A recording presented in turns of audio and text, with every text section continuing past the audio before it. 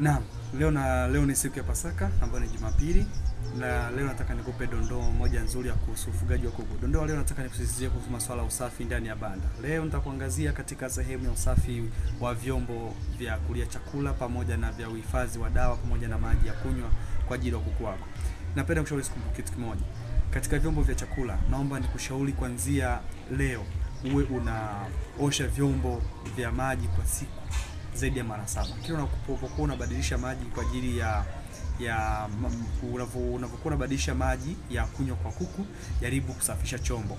Na vyombo vya chakula ujitahidi kwa wiki uwe unaosha kwa wiki mara 3. Tunapanga ratiba kama ni Jumatatu, Jumatano na Jumamosi. Hii itakuwa inasaidia sana kwa ajili ya kuondoa bakteria nyemelezi wanaokuwa wanakaa katika vyombo vya chakula. Usiache vyombo vya chakula na vyombo vya maji vikawa vichafu mpaka vinakuwa havina rangi maalum. Ukitazama mimi vyombo vyangu kama hapa, mtazamaji wa TPF TV na mfugaji mwenzangu, utaona vyombo vyangu mimi ni visafi. Huwa vinaoshwa kila cha maji kinaoshwa kila maji tunapobadilisha maji. Kwa mfano kama asubuhi wanakunywa maji, baada ya masaa mawili namaliza, tunachukua kile chombo tunakiosha tena kwa sabuni na dodoki ambalo ni safi.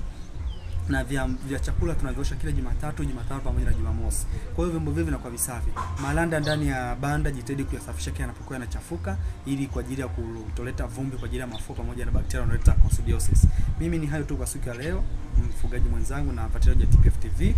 Ndio ndio nakuwa na siku ya leo. Endelea kuifuatia TPF TV. Sisi ni tunatoa top poultry farm, tuko Arusha na jishana masuala ya ufugaji wa kuku, utoaji wa ushauri pamoja na uzaji wa vifaranga aina chotala, Malawi, Croatia pamoja na Israeli. Na ukaribisha sana, namba zetu ziko hapo ukiwa na shida kwa ajili ya dawa pamoja na ushauri tofauti juu ya ufugaji wa kuku. Usisite kutupigia. Ingia YouTube, subscribe, andika TPF TV utaiona, endelea kutufuatilia.